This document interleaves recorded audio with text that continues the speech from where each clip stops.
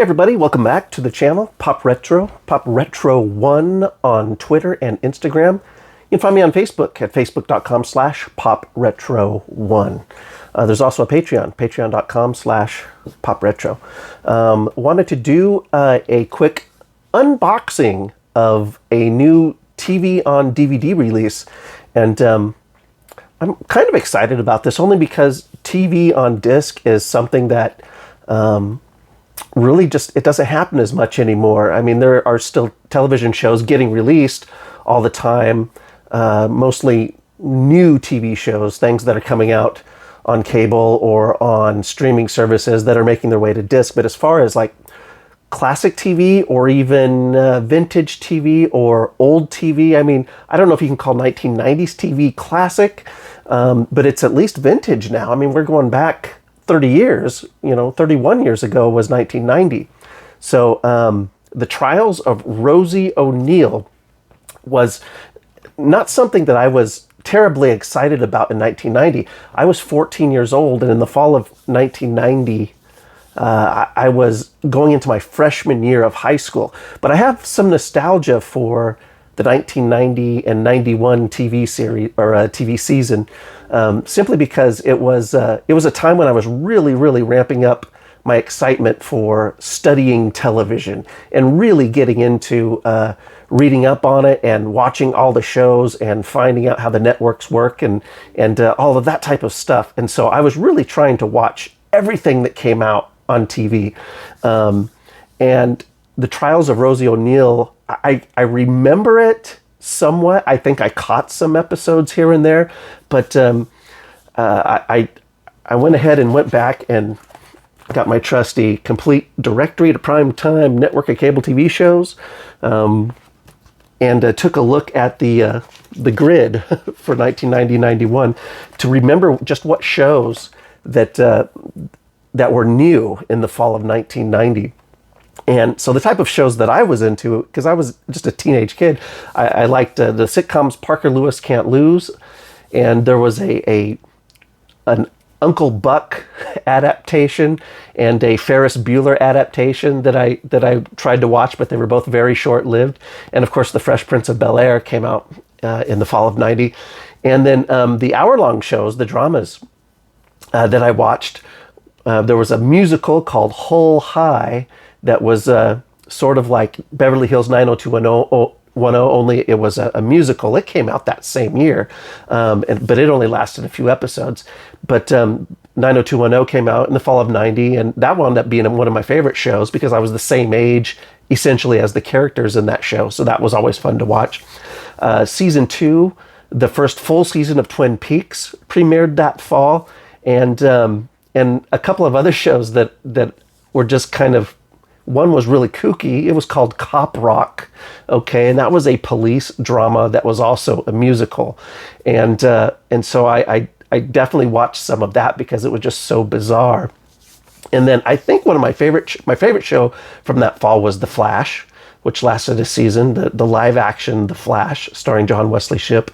And then there was a show called or starring Gil Gerard that was called Earth Force, and I think it only lasted for like 3 episodes, but I remember it fondly because it was one of the ones I was most excited about. It was basically like an environmentalist version of the A-Team, and so when I think back on it now, it sounds so ridiculous. But I really wish they'd release that, or I need to go find it on YouTube and relive some Earth Force, because that was some fun action adventure from my high school years. But anyhow, here is the package that the Trials of Rosie O'Neill came in direct from VEI, Visual Entertainment Inc., the production company, the distribution company that I think has a deal with CBS Paramount. That company, they've been releasing over the last several years a lot of TV shows from that company that CBS owns the rights to, including VEI released some years back this big Cagney and Lacey collection, which is really a nice set, which also stars Sharon Gless, who was the star of The Trials of Rosie O'Neill. So, okay, I've already cut the tape and pulled off my identifying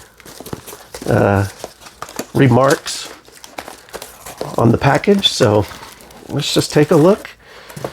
And there it is. The Trials of Rosie O'Neill. What does it say there? All 34 episodes. Now this ran for 2 seasons. The first season, I believe, had 18 episodes, and the second season had 16 episodes. So it didn't get a lot of play. I mean, it didn't have the full, whatever you call it, 22 episode run.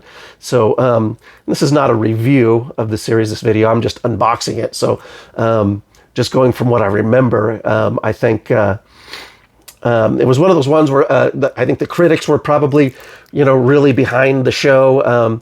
It was about, well, let me just read from the back here. I'll show it to you real quick. You can pause that if you want and read it. We first met Fiona Rose in her psychiatrist's office at her weekly session. It has been a year since she left the lucrative Beverly Hills law practice once shared with her husband until he took up with the decorator, who, while designing their law offices, redesigned Rosie's life as well. It has taken Rosie every bit of that year to come close to coming out of the wreckage and what had become of her life. Now at 43 years old, Rosie O'Neill makes a clean break with her corporate past, deciding to use her legal talents for public service. So essentially, Rosie O'Neill was a high-powered attorney. She divorces her husband divorces her, cheats on her, they get the divorce, and she decides to go into public service. And so that was kind of the hook for what this show was about. And I'll take the dangerous knife here and cut open the package so we can take a look inside. I remember there was also some controversy when the show came out, because Sharon Gless, as the character in one of the episodes, might have been the first episode, I don't remember, but even someone like me back then who wasn't really into watching such an adult style show remembers that Rosie O'Neill said something like, I think I want to have my breasts done, but she used the TIT word, which I won't use here on YouTube because I don't know how sensitive the algorithm is, but that caused a big stink, if you can imagine, back in the fall of 1990. This is before the internet, kids, and so things were a little more locked down back in the day. Okay, so we got the packaging off, and it looks like this is basically a slip cover. So there's a look at that. It's just a plastic, regular plastic case there. Let's see how many discs. So it is a double-sided. It shows has the cast there on the inside, the cast listing, and the VI does this a lot with a lot of the releases. They have these whatever you call these kind of plastic sleeves that hold each disc. So we can pull them out there. So it's essentially like are they all together? Yeah, they're all together. So it's like a wallet. So you can pull the wallet out and they're all bunched in together. And there's basically that's got a little information on the flip side of that. It shows the premiere date and the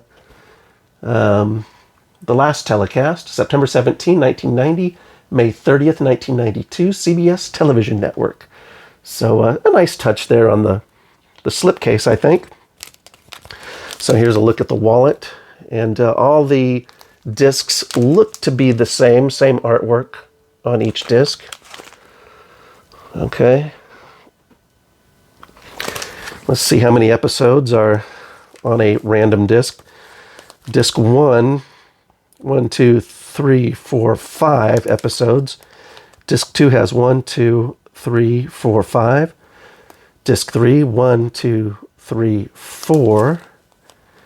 Disc 4 has 1, 2, 3, 4. So 4 to 5 episodes. So that seems all right, doesn't it? I mean, once you get up to 5, that's kind of max where you want to be for an hour-long show, I think, without, worrying too much about the compression, that might start happening on a standard DVD. But it looks like most of these have 4 episodes, and with a few discs having 5. So I think that's pretty good. I mean, there are some releases that, they're cramming, 6 to 7 to 8 episodes, hour-long episodes on a DVD, and that's when you really start to see trouble. So anyhow, I will look forward to popping these in and giving it a watch through, and maybe doing a proper review of the Trials of Rosie O'Neill, newly released by Visual Entertainment Incorporated, the fall 1990 to 1992 TV series that I remember reading about and watching a little bit of, and now that I'm an adult, it'll probably make a little more sense to me watching this more adult stuff. So there you have it. I will put links to where you can purchase this. You can purchase it direct from VEI, and I'll also throw an Amazon link down there if you'd rather purchase it there. I know that right now, well, as I'm doing this, we're in Black Friday weekend, and VEI has some really good prices over at their website. But this is a brand new release, so I'm not sure they'll have it this one discounted. But at any rate, I'll put both links in there so you can check them both out. And thanks for checking out this video, and make sure you subscribe if you like this type of content. And I will be back really, really soon with the next video, and I'll see you then.